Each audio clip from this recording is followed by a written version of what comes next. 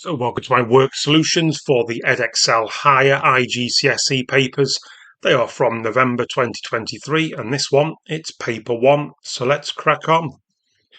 So easy Venn diagrams to begin with, couldn't even be bothered writing them out in front of you. Circle A, that's as easy as it seems, all the numbers in circle A. Put them in any order you want, but do use commas. For the intersection for part B, that means the crossover. So it's just the 5 and the 15. And when it comes to the union, so union means all together. But then we've got this little symbol up here, which means complement, also called not. So we actually need all the numbers which are outside those two circles, which is why we end up with the right answer being those numbers down there. 2a, simple factorising. There's no square, there's not three terms. There's no reason to use two brackets, although technically you can put a bracket around the first one. But there's just one bracket for me. Do the numbers first. Highest common factor of 12 and 18 is 6. 6 2s and 6 minus 3s give you the original numbers. What's in common in the letters? They both have a P, but the first term has a leftover Q. On we go. So we've got 56 metal bars and we've got loads of gold, zinc, silver. So we need to total them together. So if we add all these together, there will be 6 Ys, positive 7, negative 5. In other words, positive 2. And that's what gives you the 56 metal bars. So take a 2 away from both sides. And we get that Y will be 54 divided by 6, so that the Y is 9. Always be careful though, just because you get an answer for a letter you've solved the equation doesn't necessarily mean, and same in this case, you have not yet answered the question. Work out the number of metal bars which are zinc. Zinc is 2Y minus 5, so you need to do 2 9s, which is 18. Take away the 5. There are 13 zinc bars in that box. Number 3, good old bog standard, in my opinion, with a little bit extra in terms of it is percentage profit. You've just got to do a bit of work at the beginning to find out how much Nina pays. So Nina pays 36 lots of 450 and a deposit of £1,500. Or is it dollars? Dollars. So she's actually paying 17,700. And we now move on to Josh's percentage profit. Formula is actual profit, which we find by finding the difference divided by the original outlaid, or the original amount, the starting price, and we times it by 100. Gives us 41.6% percentage profit. Number 4, whenever you see a probability question with a table like that, don't forget the table adds up to 1. So we need to write that the 3x's added to the 0.58 makes 1, subtracting 0.58 from both sides and dividing both sides by 3. On we go. The spinner is spun 250 times, so we're going to need to do 250 times whatever it asks for. It wants the spinner to land on blue. Well, that was actually the number we were given. So get that sunk into your calculator and we get 145. It's an estimate, but that's what it wanted. On we go, next question. So we've got 3 identical semicircles. So how do we crack on with this sort of question? Well, as you can see, all this waffle is basically saying the diameters are the same and the diameters are all 20, which means this little straight bit, the radius, whoops, is not 20. I was literally about to say the radius is 10, that little straight bit there. So, as we know, the perimeter, the circumference of a circle, whatever you want to call it, is 2 times pi times the radius. But we've actually got 1, 2, 3 half circles. So that's, in terms of pi, a nice 30 pi. So the perimeter just needs us to add on those 10 and the other 10. So actually, if it wanted it in terms of pi, there we go. But weirdly, it doesn't. It wants nearest whole number. So you have to stick it in your calc. We get 114.247. So nearest whole number, 114. Next. So we're going from Madrid to Berlin, are we? So this is one of them. It's like reverse percentages, but slightly hidden in all the words. But it's also kind of reverse fractions. So let's look at ticket price for A. So the idea is you've got 1/6 off. So that means 5/6 of the amount is 140. So the amount, you need to do 140 divided by 5/6. So the original ticket A price is €168. Similar thing for B, but we've got percentages. I prefer decimals. So 0.8, because it would be 80% if 20% has been removed. 0.8 of a starting price is 136. So same process with reverse percentages, you end up dividing by the multiplier. So on your calc, 136 divided by 0.8 gives us 170. Again, don't rejoice, it's not asking you which is cheapest, it's saying work out the difference. Bottom take away top. The difference would be 2. Number 7, highest common factor, LCM type scenario, except they're not giving you the original numbers.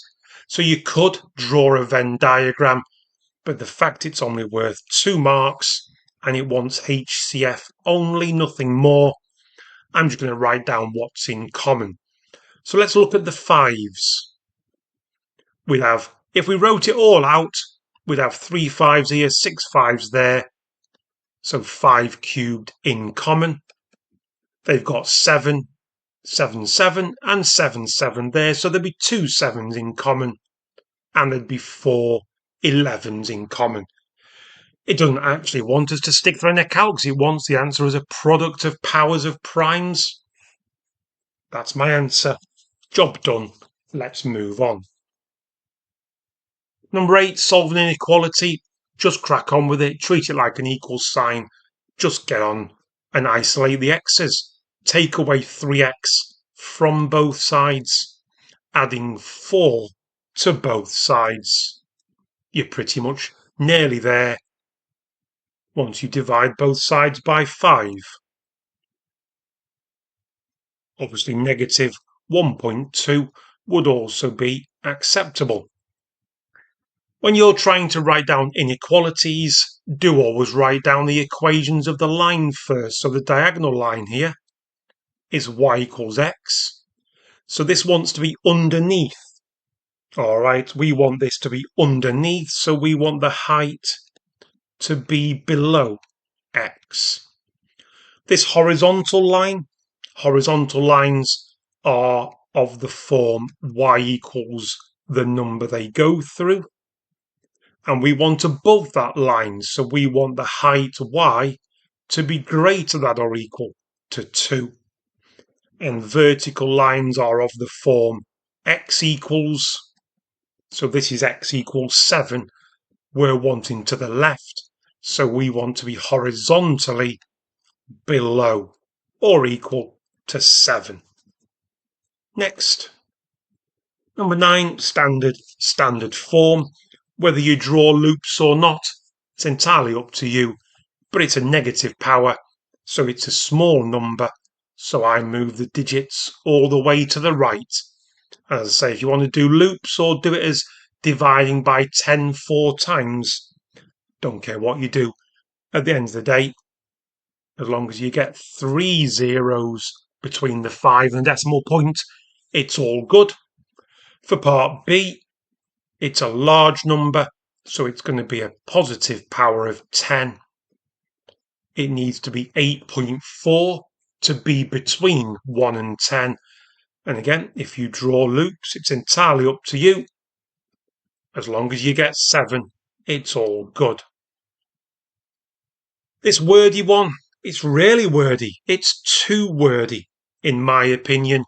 At the end of the day, if you're wanting to work out how many times bigger a number is than another number, you divide them.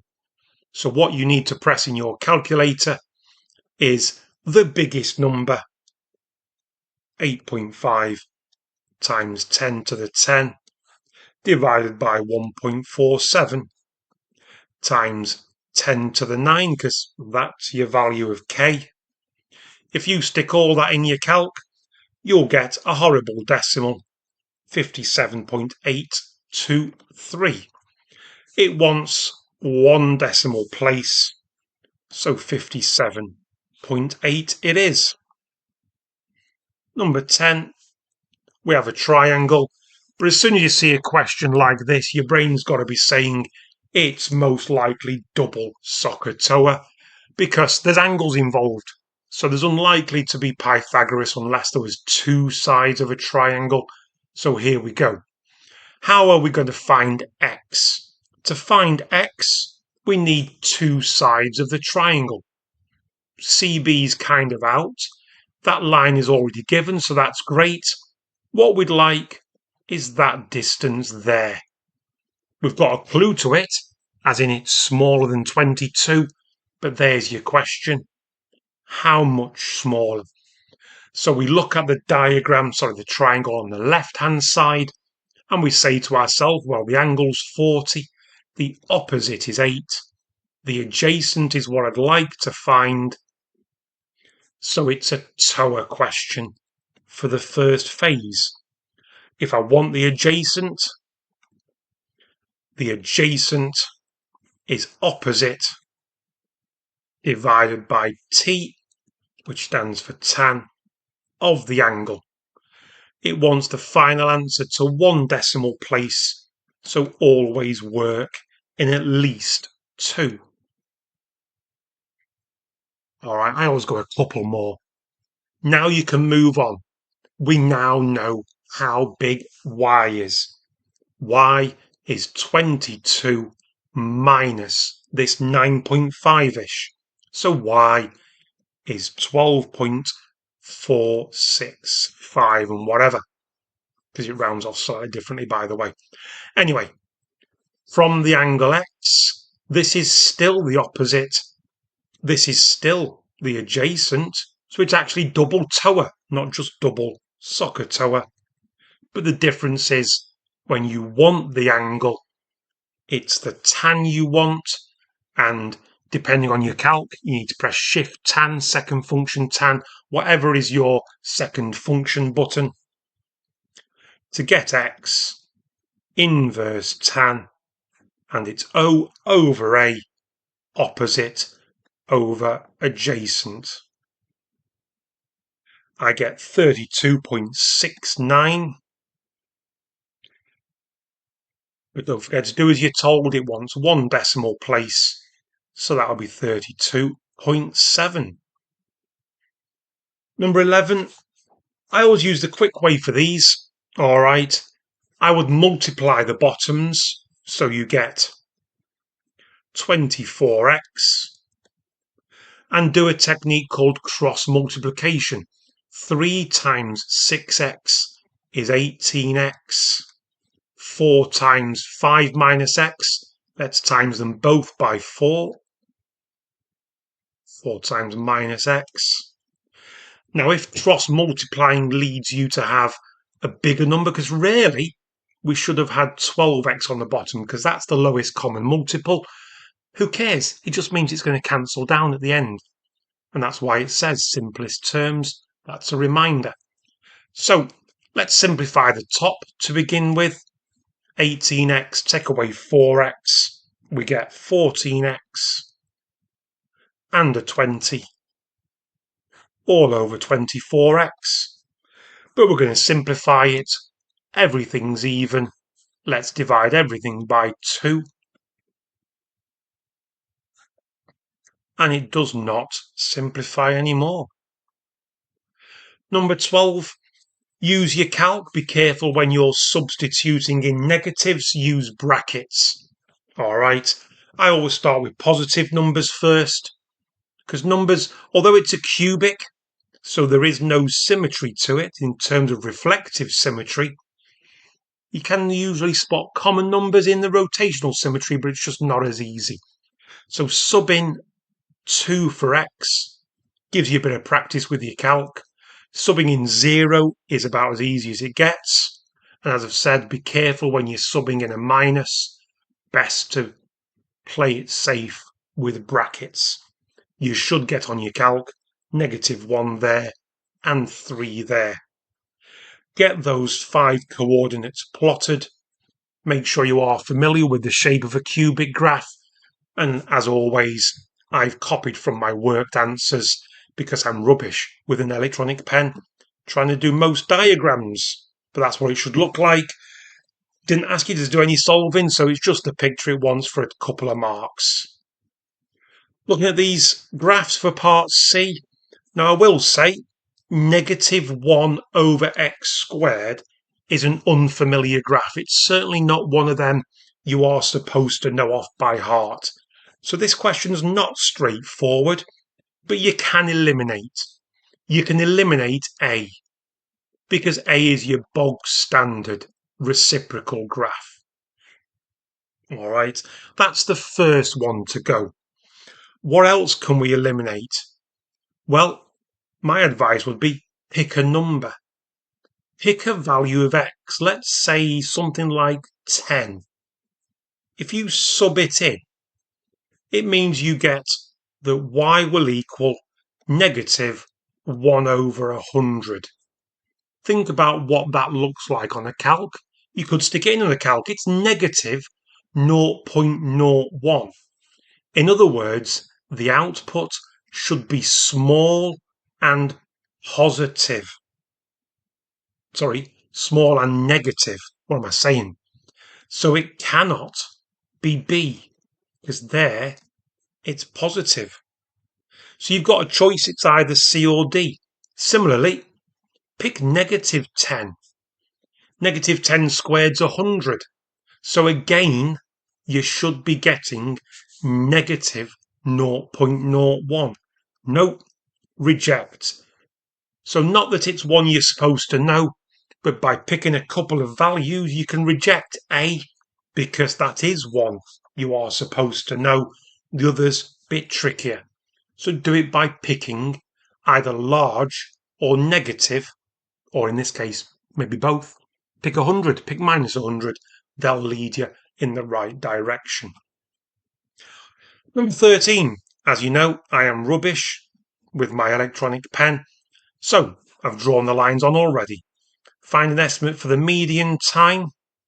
So you go to 80, you go along and down, and as you can see, mine spits out 25. Mark scheme normally allows follow through from your graph, but because they drew it for you, they're a bit stingier this time round. So for part B, longer than 50 seconds. So find your 50, go up to the line, go along. As you can see, it's slightly above 74, so there is a bit of discrepancy here as to whether you want to do 5 or 6 people. But at the end of the day, it doesn't really matter because the mark scheme allows any percentage between 5 and 7.5. So if you said it was 5 out of 80, if you times that by 100, you get 6.25, which is perfect. If you saw 6 over 80, that's also good, because 6 over 80 gives you that 7.5. So as I said, mark scheme does allow a bit either way. Number 14, I do not on these work solution videos, I don't write out the full working when it says give reasons. So do refer to my website that's linked in the video. I write out the full reasons on my worked answers. On these videos, I simply talk through them. So the first thing to spot, whenever you've got two radii, look for isosceles triangles because base angles are equal. That means you also know the angle at the centre because angles of a triangle make 180. So 180 minus 104 means that angle is 76. Final stage, really, it's difficult to spot because I always call this one the arrowhead when the angle at the centre is twice the angle at the edge. But notice B has slid around to the side, so it's a bit more off centre, but nonetheless it is that circle theorem. It's the circle theorem where the angle at the centre is twice the angle at the circumference. So you need to halve 76. That means you get the final answer of 38. Number 15. One of the trickier ones in terms of rearranging, because when it wants the letter to be the subject and there's two of them, it means you're going to need to isolate and factorize the x. So job one, let's times both sides by 3n minus 4.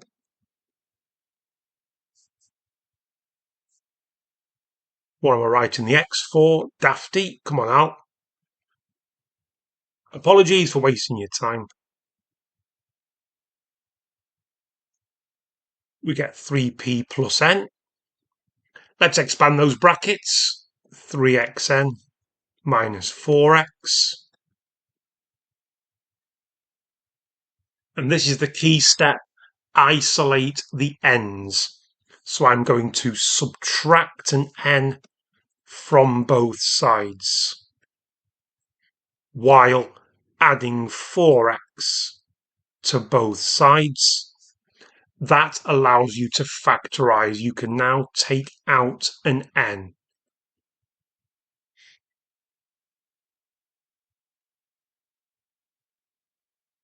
And I always think this is the point where you're there, because to get n equals, you've got the 3p plus 4x on the right, and you just take the brackets down to the bottom, with or without the brackets. On we go. Number 16. So, when it says find the gradient, this is not a y equals mx plus c question, it's a cubic.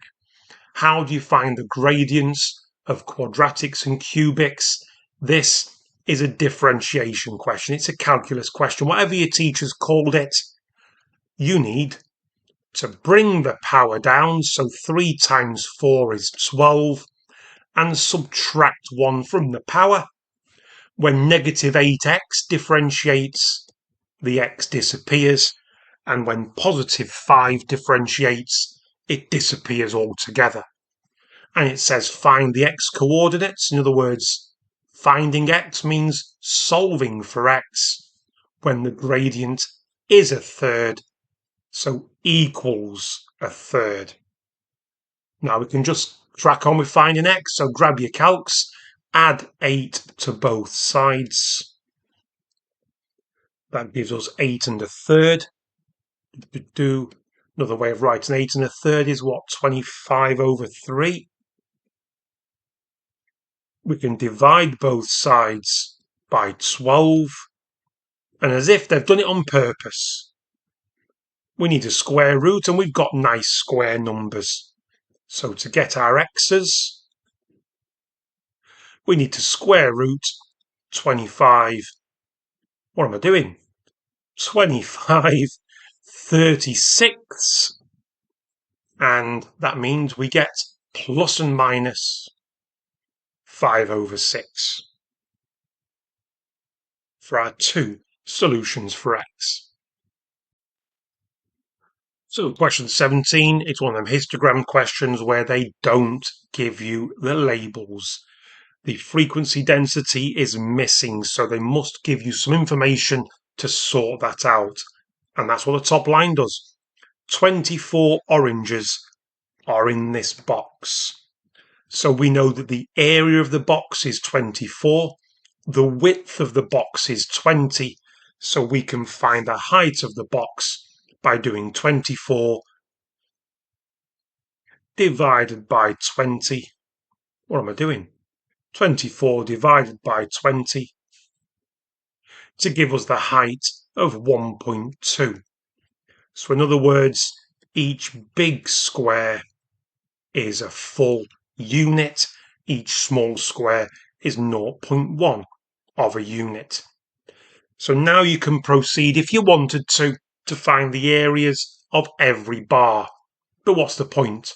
Because it's only asking you for an estimate of the number of oranges between 35 and 55. So you only need to find the areas of that and that and add them together. So the first bar here, its width is 15, its height is 2.2. Get them timesed. And this thinner bar here, its width is 5, its height is 1.8. There are 9 oranges in that box. So we're there, add them together. We've got 42 oranges, which are classed as medium. Number 18, whenever you've got bearings, you're always suspicious that eventually it's going to become sine rule, cosine rule, and that's exactly right. So you've got to take in all the waffle, because ultimately, what are we trying to find? Now it goes into time, you'll notice. All right, so it says walk from A to B and so on.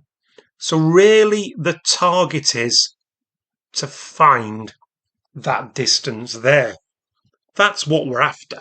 Because if we're walking round that triangle, walking from A to B, B to C, C to A, in other words, the perimeter of the triangle, we need the third side.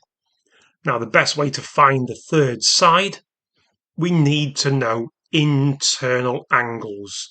So I'll rub this out in a bit. Draw your north-south lines on. So that angle there, north to south, makes a straight line, in other words, makes 180. So the right-hand portion of the angle at B is 48. Be nice if we knew the left-hand portion. Well, we do, because we've got parallel lines, we've got a transversal. That's actually 54 in there. So let's get rid of all that thought process. But by using north-south lines, the internal angle there is 102 degrees. As I say, 54 plus 48. We can now treat it, because we've got an angle and we want the opposite side.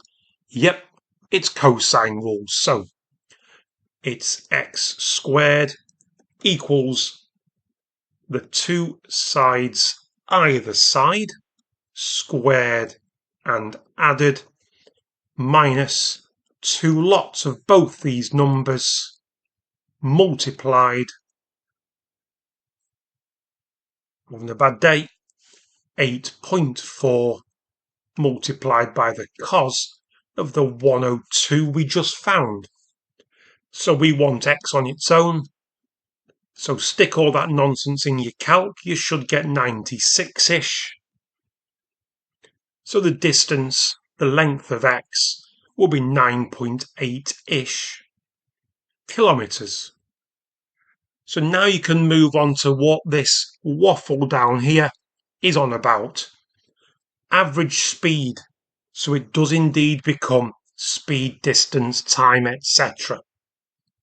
So total distance that you walk, in other words, the perimeter, is 9.8 added to 3.6 added to 8.4, all divided by the speed of 6 kilometers per hour, and that should be spitting out 3.63-ish hours.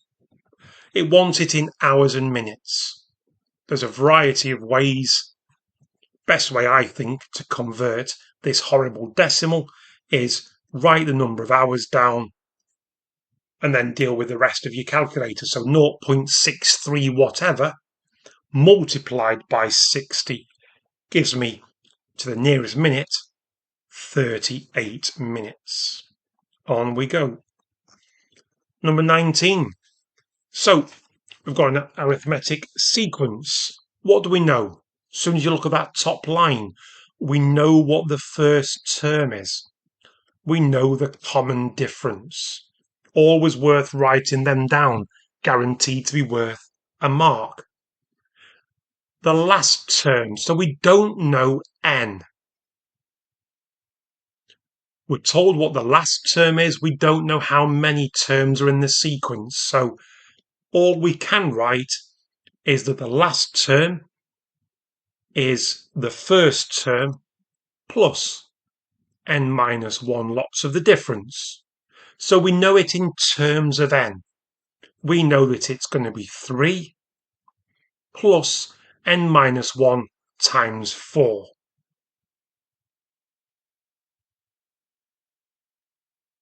And it'd be nice if we tidied that up.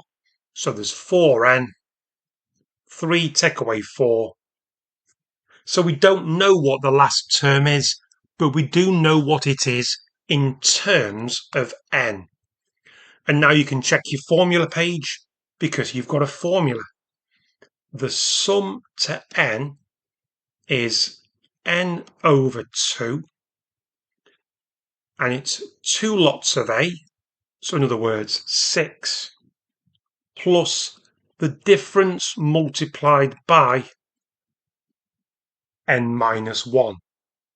And as you can tell, that is equal to 7260. Now it doesn't look yet like a quadratic, but it is, because if you were to expand the brackets, you would have an n squared and so on. So let's get to that let's get to that stage. I'm going to times both sides by 2, because I'm not a fan of fractions when I'm expanding brackets. So we've got 6 times n, and we've got to do n times all this. So n times 4n, and n times negative 4. We're nearly there. Let's get it rearranged to equal 0 and collect like terms. So 4n squared, 6n take away 4n, gives me 2n minus 14,520. Horrible numbers. They're all even, so we can make them slightly less horrible. But it's still not a question I'd like to be factorising, so I will just jump straight into the formula. Minus b square root. B squared is 1, and it's minus times a minus, so we add, and it's 4AC, so it's 4 times 2 times 7,000 odd. We get 58,080, which thankfully is a square number. Now, as we know from sequences, you can't have an nth term where n is negative, so we reject the minus.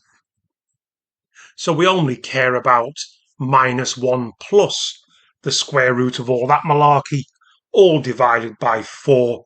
So we get n to end up being 60. Don't rejoice too soon, because it didn't want, you needed n, but you need n to find x.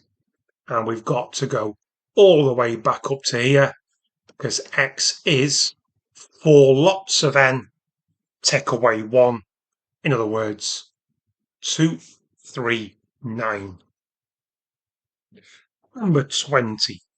Wordy algebra, but I've got to say, I do like these questions. They all end up going in the same direction.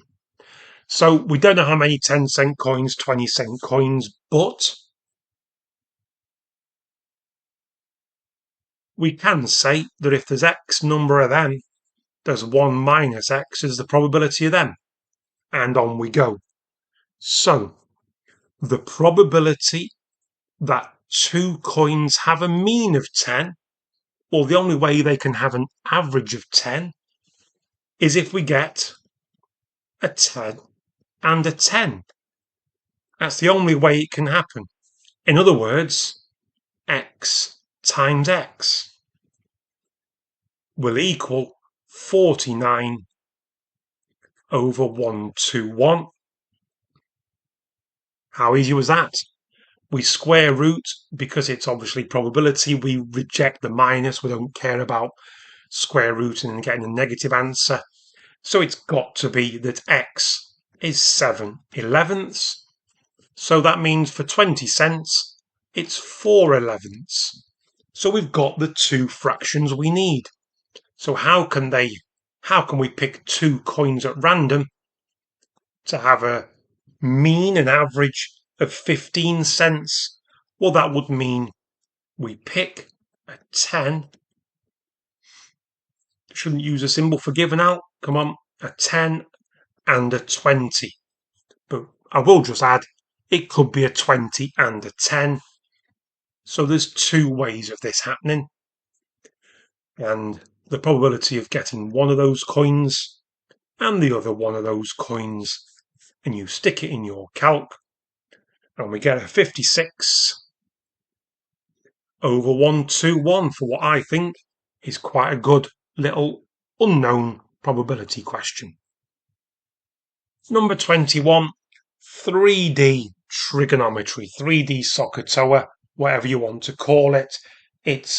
You've got to look for what triangles you are after. So, to work out the volume of a prism, you will need the distance, because it's a prism. So you're going to need the area of the triangular face, and you're going to need the depth from front face to rear face. So you're definitely going to need the distance A to F as your first job. Well, they've not hidden it, they've actually labelled it. That's a right angle. We can Pythagoras it because we've got the hypotenuse. It's 53, and we need to subtract 28 squared. Stick all that in your calc, you get a lovely 45. So we've now got distance from face to face. So if we wanted the area of this triangle, there's a couple of ways of doing it. Because it's right angled, you could be thinking half base times height. That's all fine. You could be thinking about half AB sine C. Entirely up to you. I'm going to go the half base times height route. So I want the height, EF.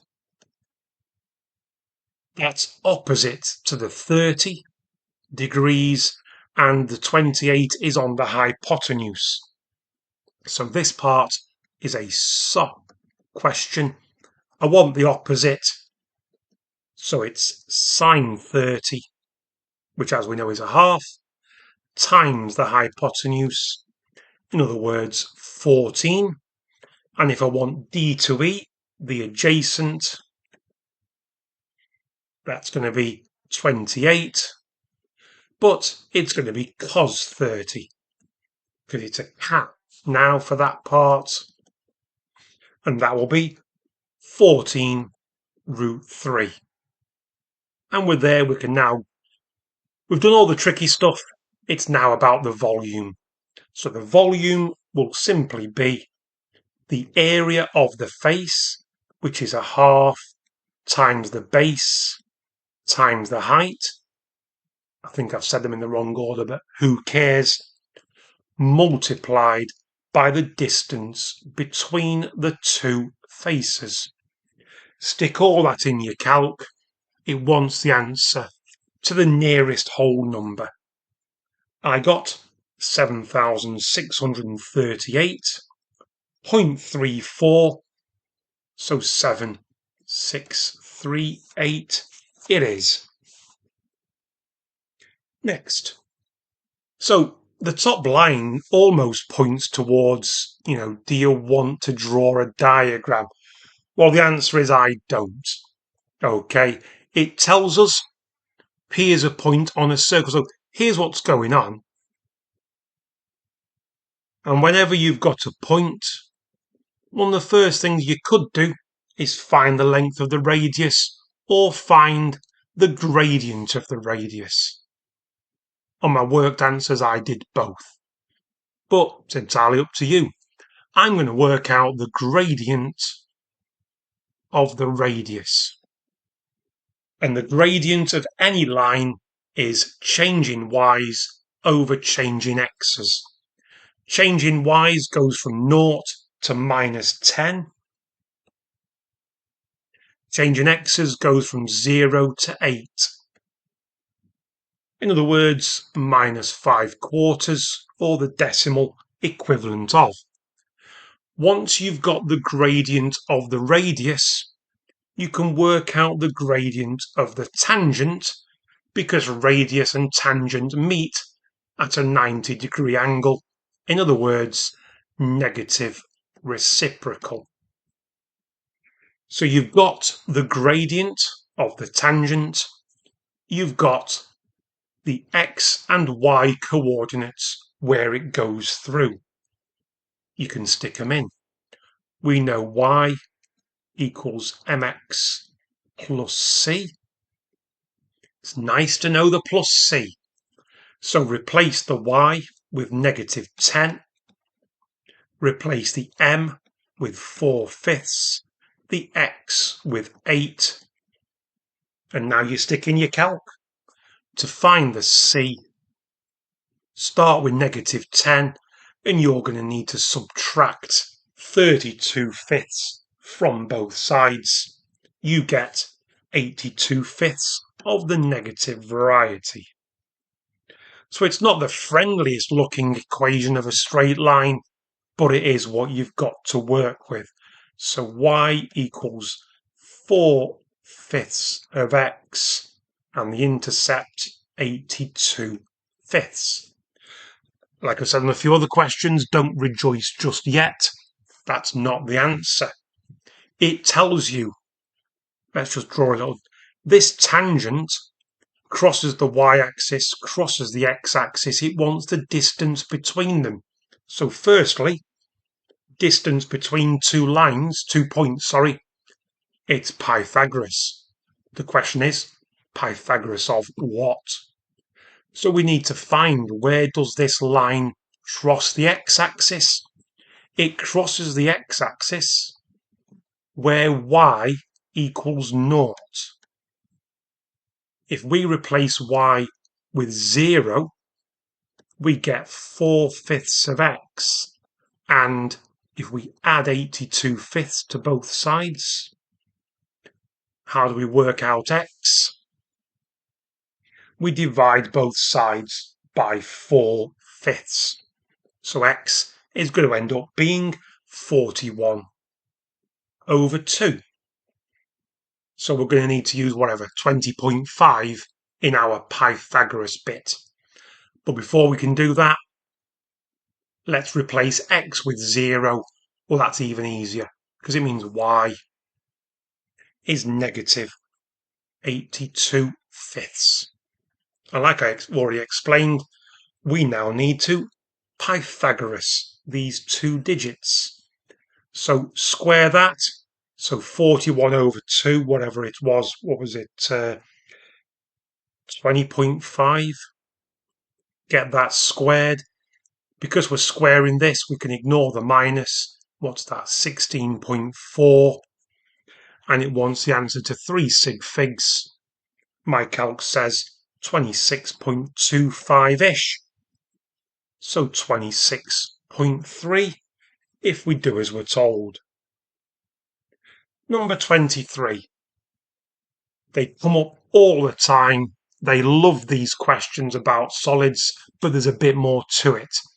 This is actually a linear and an area scale factor question, but it's got a bit of laws of indices mixed in. So first job, it's the area that we can do something with.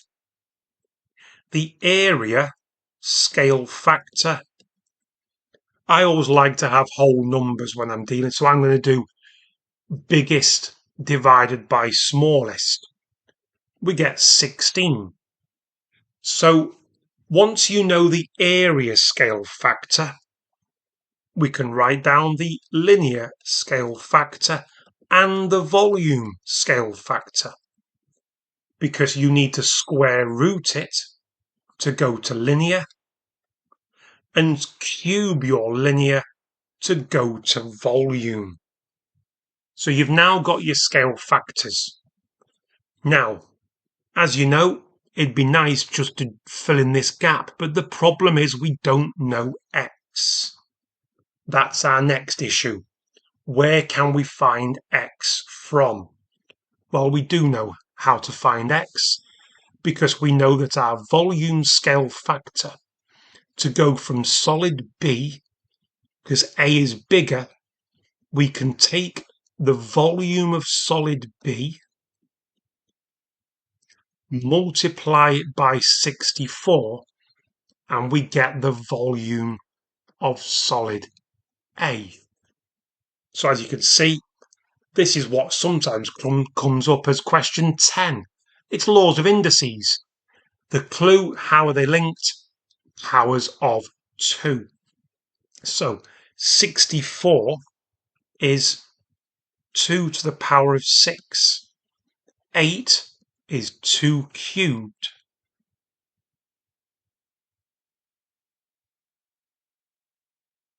And as we know, these are multiplied. When they're multiplied, you can add the powers. So 2 to the power of x plus 10. Here we've got a power to a power, so the powers are multiplied. And if the 2's are the same, which they have to be, then the powers must be the same. Subtract an x from both sides, divide both sides by 2. Boom, we've got our value of x. Take a deep breath, nowhere finished yet. Back up to the top. We now know that the height of solid A is 3 to the power of 5. To go to solid B, which is smaller, don't forget, we should be dividing by our linear scale factor. Also keeping an eye, it wanted the answer as a decimal, so stick that in your calc. 60.75. Heck of a question that. Loads of good stuff going on. I did it quite quickly on my worked answers as well. They gave us loads more room for that, but never mind. on to the final question. So when you've got a question that looks like this, it does look like it'd be completing a square, but it's not. It's a 2 marker. So what's happened between that equation and that equation? The x has been replaced with x plus 4. That means a graph has moved left 4 units. All right, to move it left 4 units, so the translation would be -4, because that's what the top part of a vector signifies. What about the part B? The part B, that's the up and down bit. Well, what else has happened? Well, that +2 on the end has become +8. So what's happened? They've added 6 to it. If you stick a +6 on the end of a graph, you've moved it up 6. And there's your answers. Next one. Similar sort of logic, but this time for a cos curve. So first of all, I always look at the amplitude. If you know anything about the cos curve, you'll know it goes up to and down to plus and minus 1. This goes plus and minus 3. So the number in front, that's what expands it. That's what stretches it vertically. So P is 3. The next thing to consider is how far has the graph moved. Now the cos curve normally starts at its maximum point and goes up and so on.